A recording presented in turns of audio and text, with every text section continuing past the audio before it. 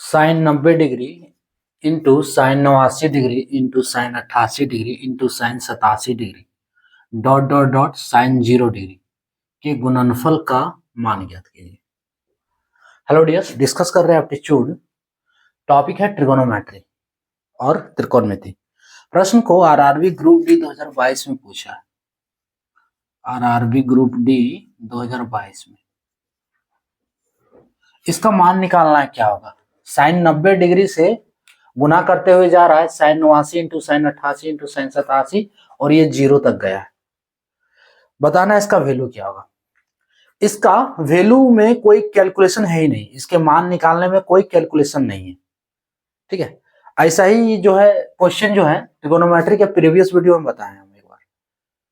ठीक है, ऐसा ही क्वेश्चन है, लेकिन उसमें और इसमें फर्क क्या है कि यहाँ साइन के फॉर्म में दिया है, हम जो बताए वो एक कॉस के फॉर्म में। ऐसे प्रश्न को सॉल्व करने के लिए देखो, इसमें जानना क्या जरूरी है कि साइन 90 से लेकर साइन 0 तक का वैल्यू दिया हुआ है ना। साइन 90 से लेकर साइन 0 तक है, जो इसके बीच हर एक वैल्यू 89, साइन 89, साइन 88, साइन 87, ये क्या है? गुना के फॉर्म में। तो इसके लिए दो वैल्यू जानना जरूरी है। इस प्रश्न के लिए तो एक वैल्यू जानना जरूरी है।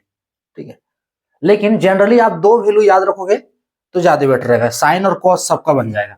ठीक है, देखो वैल्यू कौन सा है। पहला है साइन 0 डिग्री और दूसरा है जो साइन 90 डिग्री। साइन 0 का वैल्यू क्या होता है? साइन 0 का वैल्यू 0 होता है और साइन 90 का वैल्यू 1। अब बताओ कि इसमें से इसका वैल्यू क्या होगा।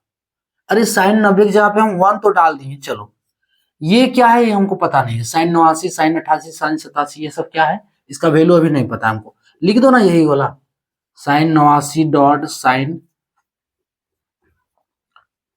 88 डॉट इंटू साइन 87, ये गया है साइन 0 तक। अब साइन 0 का तो वैल्यू 0 हो रहा है ना, तब अब उसके बाद यहां ये जो भी टर्म हो, ठीक है, ये 0 का गुना जिस भी टर्म से किया जा रहा हो, आंसर तो 0 ही होगा ना। तो इसका आंसर हो गया 0, ऑप्शन बी।